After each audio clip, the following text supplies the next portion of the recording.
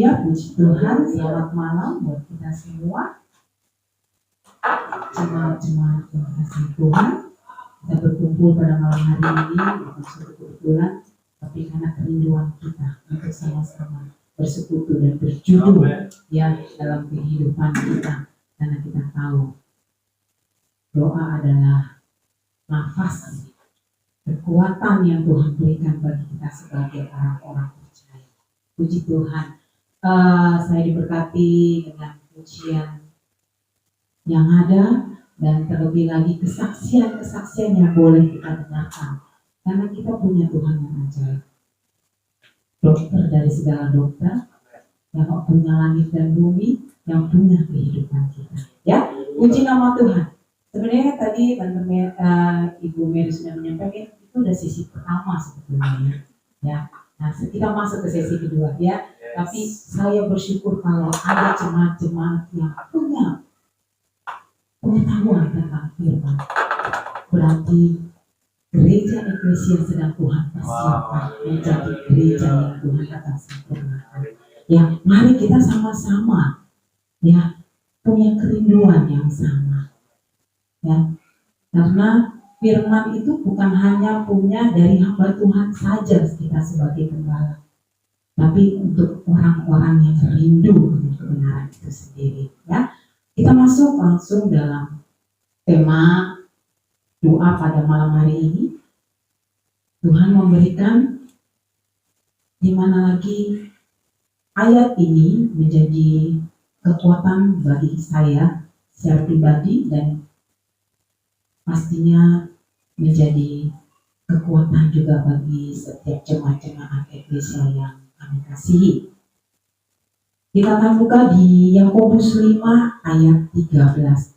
Ayat hari ini temanya gak terlalu panjang, singkat dan padat, tapi isinya lumayan ada banyak firman ya. Yakobus 5 ayat 13a. Yakobus 5 ayat 13a. Saya undang untuk berdiri. Ini ayat hanya tidak terlalu panjang ya. Bagian A saja. 3, 2, 1. Kalau ada seorang di antara kamu yang menderita, baiklah ia berdoa. Haleluya, puji Tuhan. Silakan duduk. Kalau ada seorang di antara kamu yang menderita, baiklah ia berdoa. Dalam suratan Yakobus ini, latar belakangnya di mana Rasul Yakobus menunjukkan suratan ini kepada 12 suku Israel yang berada dalam perantauan. Ya, surat ini ditulis oleh Rasul Yakobus, ya, yang merupakan saudara Yesus dan di mana dia bertugas sebagai hamba Tuhan yang memberikan semangat, membangun kembali semangat untuk orang-orang percaya, yaitu orang-orang Yahudi, jemaat lokal pada saat itu yang sedang mengalami penderitaan ataupun pencobaan yang membuat iman mereka lemah, pengharapan itu hilang, sehingga mereka lupa akan kasih dan karunia Tuhan itu tetap ada karena penderitaan itu. Ya, dalam suratnya jelas tertulis Yakobus mengerti dan menggarisbawahi ya untuk ada kata-kata berdoa. Ya, ini merupakan nasihat yang diberikan Yakobus pada jemaat-jemaat lokal. Dan kita bisa lihat coba di Yakobus 1 ayat 5 ada pasal yang pertama surat Yakobus 1 ayat 5 sudah dapat. Tetapi apabila di antara kamu ada yang kekurangan hikmat, hendaklah ia memintanya kepada Allah yang memberikan kepada semua orang dengan murah hati dan dengan tidak membangkit-bangkit, maka hal itu akan diberikan kepadanya. Yakobus mengerti sekali arti pentingnya doa. Peran doa dalam kehidupan kita sebagai orang-orang percaya. Sehingga nasihat itu ditekankan dikarenakan mungkin saat itu mereka kekurangan yang namanya hikmat. Jadi pada pasal yang pertama, ayat kelima, tetapi apabila di antara kamu ada kekurangan hikmat, hendaklah ia meminta kepada Allah yang memberi kepada semua orang dengan murah hati, dengan tidak membangkit-bangkit, maka hal itu akan diberikan kepadanya. Jika kita doa sudah kendor, doa kita sudah bolong-bolong, kita minta hikmat itu daripada Tuhan. Saya bersyukur dengan kesaksian yang ada, sudah banyak jemaat-jemaat di tempat ini mempunyai jam-jam doa. Ya, karena doa selain sebagai nafas, itu adalah sebagai bukti kita Tuhan menyertai kehidupan kita. Sehingga tidak bisa sedetik pun kita bisa berjalan atau hidup tanpa adanya penyertaan Tuhan. Ada amin? Sanggup gak kita menghadapi yang namanya penderitaan, pencobaan akhir hari ini? Secara jasmani kita bisa gila. Rumah sakit kurang sekarang kayaknya. Gak sanggup. Tapi di saat ada roh Tuhan yang terus mengingatkan kita untuk ayo doa, ayo kita berkomunikasi sama Tuhan, ayo kita sampaikan pada Tuhan. Hikmat itu akan Tuhan berikan, sehingga akan ada jalan keluar yang Tuhan buka dan sampaikan dalam setiap kehidupan kita. Sehebat apapun kita, sekuat apapun kita, sekuat power yang kita punya mungkin dalam pekerjaan apapun atau dalam keluarga, ada batasnya. Kita tuh limited. Karena keterbatasan itu, doa wajib ada di dalam kehidupan orang-orang percaya. Sehingga judul tema pada hari ini saya berikan adalah doa adalah kekuatan ekstra orang percaya. Ada amin? Sehingga pada Yakobus 5 ayat 13a ada kata kamu yang menderita. Yakobus menekankan hidup kita tidak luput yang namanya menderita. Mau presiden pun dia pasti ada penderitaan. Sekarang lagi banyak diomongin lah, bahwa inilah A, B, dan C. Walaupun banyak harta, dia pun pasti mengalami yang namanya penderitaan. Sehingga jika Tuhan izinkan ada berkat finansial yang banyak, jangan sampai kita lupa dalam doa. Karena iblis paling mudah mencari celah. Ya. Doa kita tahu merupakan daerah otoritas Allah. Itu pernah disampaikan oleh Bapak Gembala. Sehingga kenapa hari Jumat dibilang judo, itu pas banget. Memang kalau soal presetan Bapak Gembala ini agak lumayan pintar lah ya, tapi memang pintar dalam segala hal, makanya saya terpilih ya sebagai bagian dalam hidupnya ya. Jadi kita memang harus bergulat berjudo kepada Tuhan. Kita buka coba di Ayub 7 ayat 1 sampai 7. Ayat ini juga sudah disampaikan oleh Bapak Gembala, bagaimana seorang Ayub yang tadinya orang kaya, yang mempunyai harta yang banyak, power dan segala sesuatunya, Tuhan pun mengizinkan dia ada di dalam penderitaan.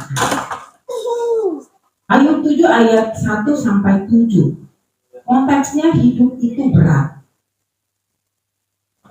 Bukankah manusia harus bergumul di bumi dan hari-harinya seperti hari-hari orang upahan?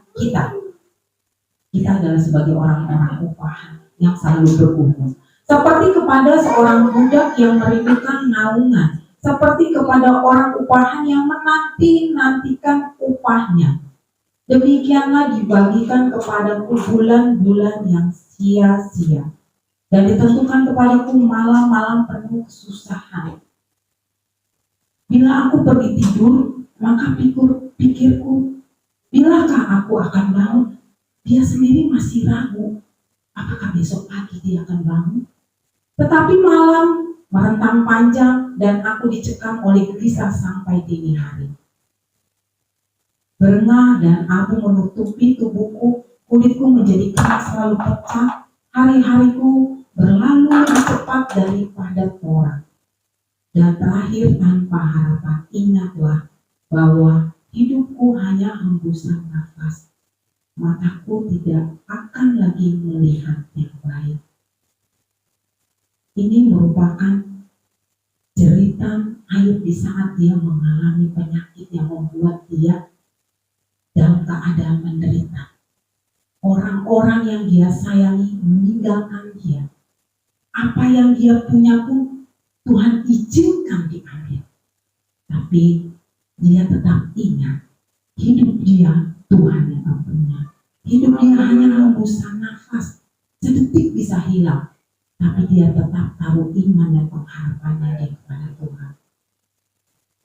Jadi kita tidak bisa menggunakan kekuatan kita sendiri. Yang kita butuhkan adalah kekuatan ekstra, kekuatan super, yang pastinya di luar dari kehidupan kita. Badai boleh banyak menerpa dalam kehidupan kita, tapi kita harus pakai yang namanya kekuatan itu, yaitu kekuatan ekstra adalah doa. Kita percaya di saat ada waktu yang diizinkan, yang sudah disiapkan pada hari Jumat, ayo kita pakai, kita nikmati persekutuan yang indah bersama Tuhan, bersama dengan rekan-rekan jemaat seiman. Karena Tuhan melihat di saat 2-3 orang bersekutu dan berkumpul, penyembahan itu naik, doa itu naik. Jadi saya tidak pernah lupa yang namanya kalau Oma Linda menyampaikan doa itu benar. Di saat 2-3 orang berkumpul dan bersepakat, Tuhan hadir dan Tuhan berkenan atas setiap penyembahan dan doa-doa kita. Ada amin? Amin. Sehingga kita sebagai orang-orang percaya nggak usah doa, saya berdoa di rumah bisa. Yes, bisa. Tapi apakah Anda mampu? Kalau dia bisa, baik, bagus adanya.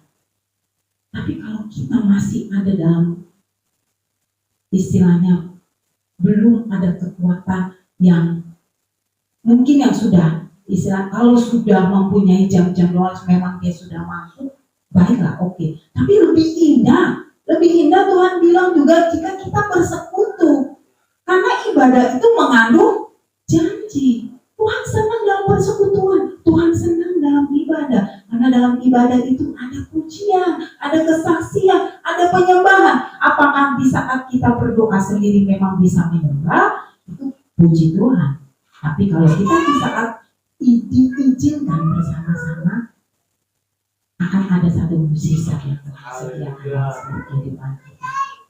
Coba kita buka di Yakobus 5 ayat 16 dan 17-18. Yakobus 5 ayat 16b. Saya baca dari 16b langsung 17 dan 18. Firman Tuhan berkata, doa orang yang benar bila dengan yakin didoakan sangat besar kuasanya. Ada amin? Elia adalah manusia biasa sama seperti kita, dan ia telah bersungguh-sungguh berdoa supaya hujan jangan turun, dan hujan pun tidak turun di bumi selama 3 tahun dan 6 bulan. Lalu ia berdoa pula, dan langit menurunkan hujan, dan bumi pun mengeluarkan buahnya. Di saat doa ada iman dan pengharapan. Disitulah ekstra kekuatan yang Tuhan berikan itu ada dalam kehidupan kita. Jangan berpikir doa hanya gembala yang mujarab, tidak. Kami hanya moderator, perantara. Jika ada jemaat yang minta didoakan, itu tanggung jawab dan kewajiban kami sebagai gembala. Tapi Tuhan mau kitanya yang sama-sama yang punya masalah yang minta. Karena Tuhan mau lihat apa? Iman kita, kepercayaan dan pengharapan yang kita taruh sepenuhnya hanya pada Tuhan.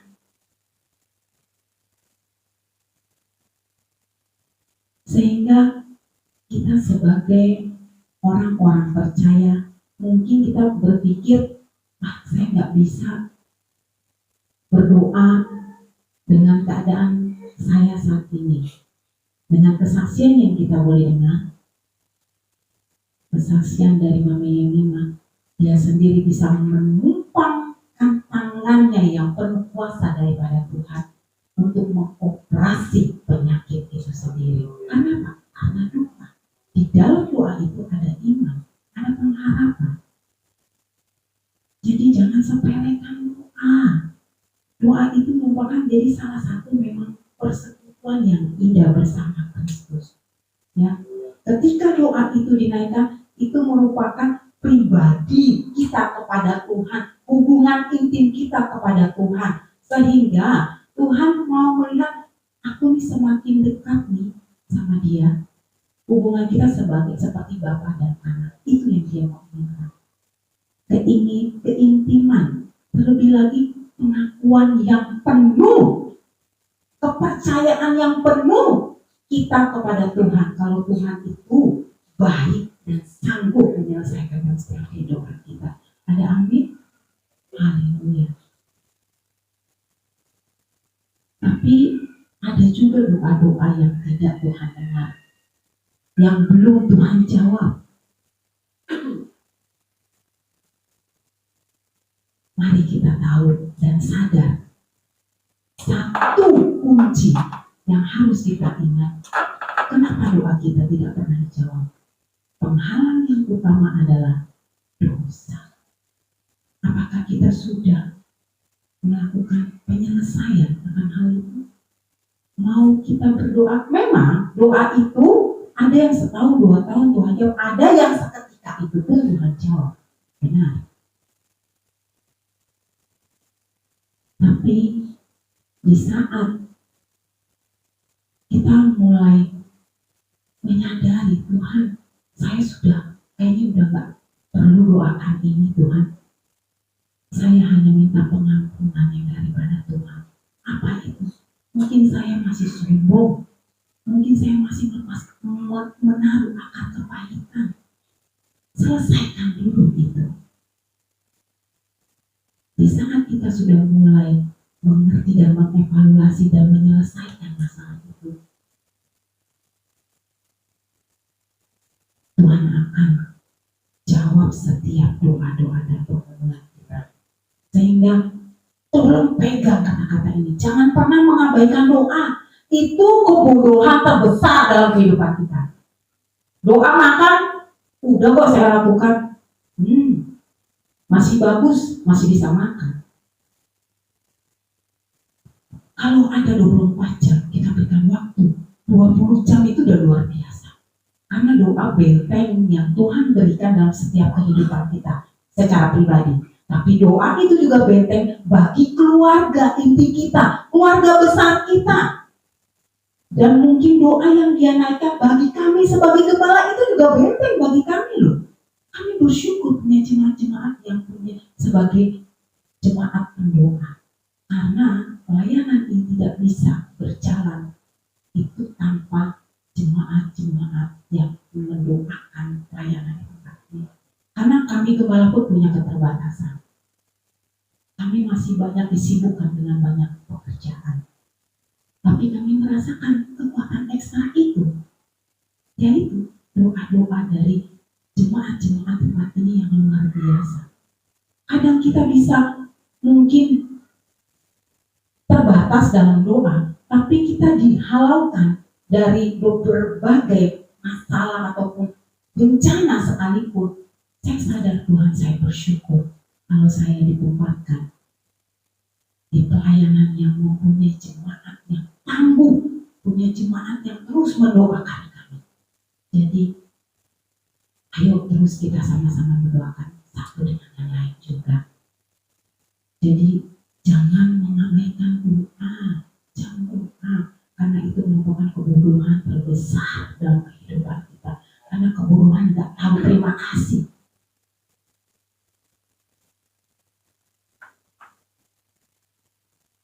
Doa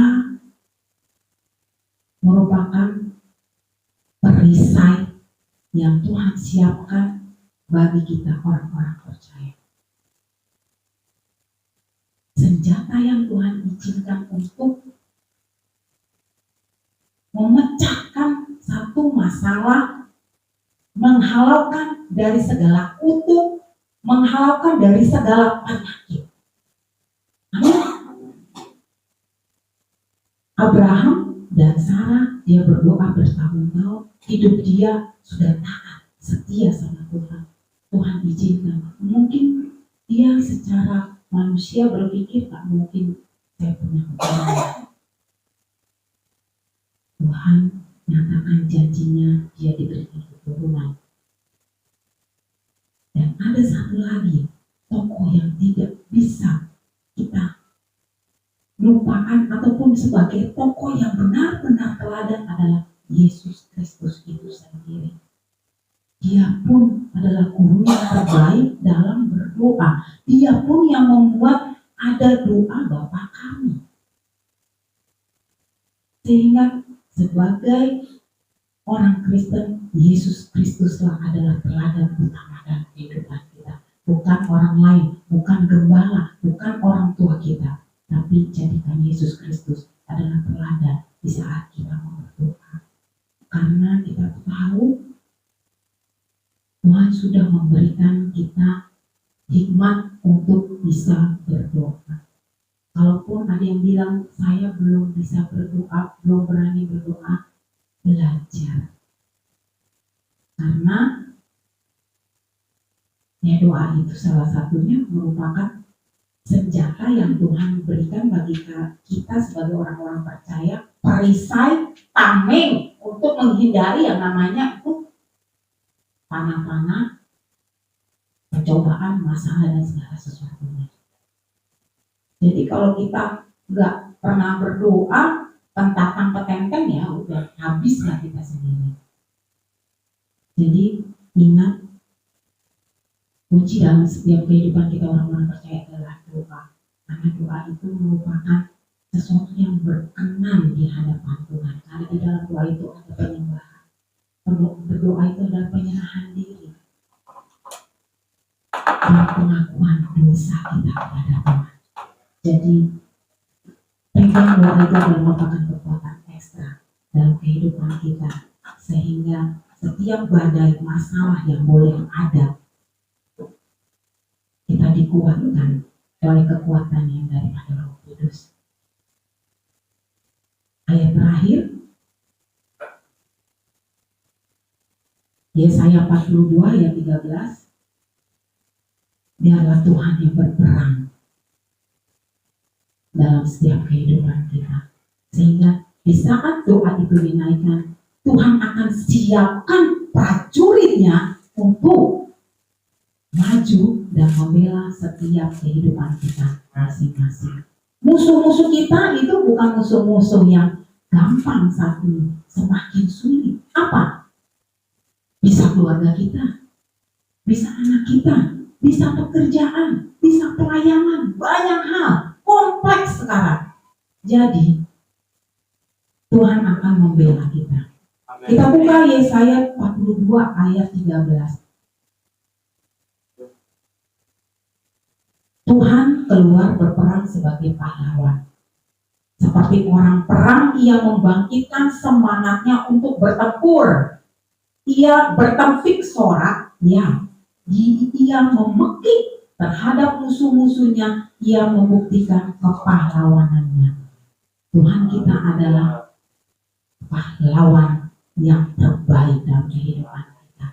Bagaimana pahlawan itu bisa bertempur kalau kita tidak meminta kepada Dia? Jadi gunakan doa itu sebagai perisai, sebagai tameng, sebagai kekuatan ekstra dalam menghadapi setiap kehidupan kita. Karena kita percaya, jangan kita jadi orang-orang bodoh yang tidak mau berdoa. Ayo, pakai waktu judul yang ada untuk kita boleh saling dikuatkan, meminta Tuhan boleh terus memagari kita. Terlebih lagi, biarlah Tuhan yang membela setiap kehidupan kita. Kita limited, tapi kita punya Tuhan unlimited. Amin. Puji Tuhan. Tuhan Yesus memberkati. Kita akan berdoa.